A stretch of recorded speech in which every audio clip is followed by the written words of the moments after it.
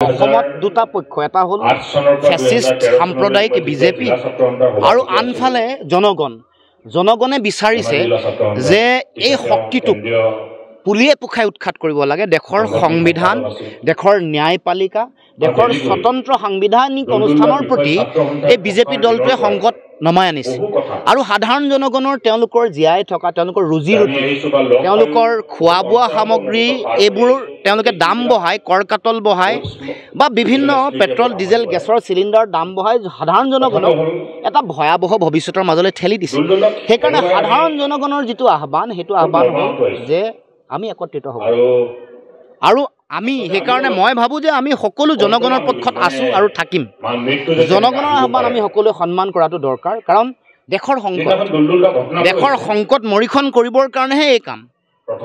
আমি কাৰো পক্ষত নাই, আমি জনগণৰ পক্ষত আছোঁ। আমি নিৰপেক্ষ নহয়, আমি জনগণৰ পক্ষত আছোঁ। জনগণে বিচৰা এই বিজেপি বিৰোধী যিখন সংগ্ৰাম, এইখন সংগ্ৰাম আমি শক্তিশালী কৰিব খোজোঁ আৰু সেইকাৰণে পক্ষ এটাই, পক্ষটো জনগণ। মই ভাবোঁ যে আমাৰ হীৰেণ গোহাঁই ছাৰ জাতীয় জীৱনৰ বিবেক, অসমৰ জাতীয় জীৱনৰ বিবেক বুলি আমি হীৰেণ গোহাঁই ছাৰক আমি ভাবোঁ আৰু গোহাঁই ছাৰে দূৰদৰ্শিতাৰে দেখিছে যে এই সময়ত আমাৰ সময়ৰ আহ্বান কি, আমাৰ দায়িত্ব কি। আমি যিহেতু ৰাজনৈতিক দলসমূহৰ আমাৰ মূল লক্ষ্যটোৱে জনগণক ন্যায় প্ৰদান কৰা, জনগণৰ আকাংক্ষা প্ৰতিফলিত কৰা, ৰাজনীতি জনতাৰ কাৰণে, মানুহৰ কাৰণে।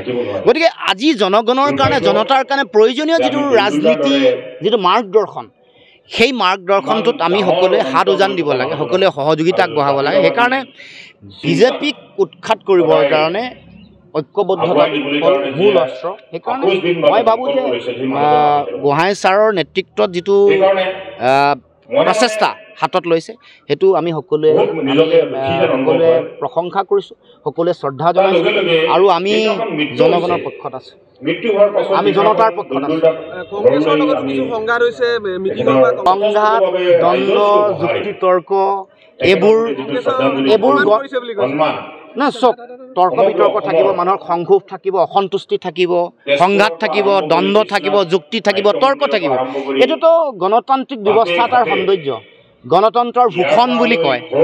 গণতন্ত্ৰত যদি আমি যুক্তিৰে মই মোৰ কথাটো ক'ব পৰা অধিকাৰ নাই, মই যদি খং প্ৰকাশ কৰিবলৈ মোৰ যদি কোনো আধাৰ নাই, মোৰ যদি কোনো পৃষ্ঠভূমি নাই, তেতিয়াহ'লে এখন গণতন্ত্ৰ হ'বই নোৱাৰে। স্বৈৰতন্ত্ৰ, কোনোবাই কিবা এটা জোৰ কৰি জাপি দিব, আমি হয় হজুৰ কৈ থাকিম। তৈলমৰ্দন কৰাটো, কাৰোবাৰ বহতীয়া দাস আৰু গোলাম হোৱাটো গণতন্ত্ৰৰ চৰিত্ৰ নহয়, স্বৈৰতান্ত্ৰিক শাসন ব্যৱস্থাৰ চৰিত্ৰ। গতিকে ইয়াততো থাকিবই, কিন্তু তাৰ মাজত সিদ্ধান্তটোৱে শেষত সকলো তৰ্ক বিতৰ্ক, যুক্তি, খং, অভিমানৰ পিছত সিদ্ধান্ত জনতাৰ পক্ষত ল'ব লাগে, মানুহৰ পক্ষত, জনতাই বিচৰা চিন্তাৰ পক্ষত।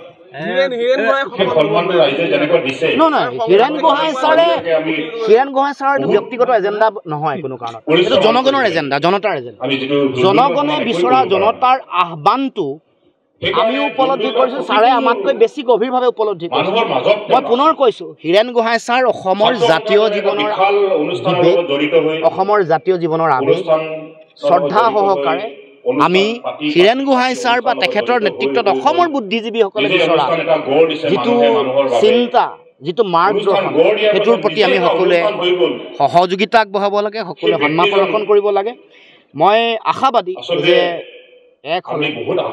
আমি অতি শক্তিশালী ৰূপত বিজেপিৰ বিৰুদ্ধে আমি যুঁজখন দিব পাৰিম আৰু খুব ভাল ফলাফল লৈ আমি জয়লাভ কৰিব পাৰিম।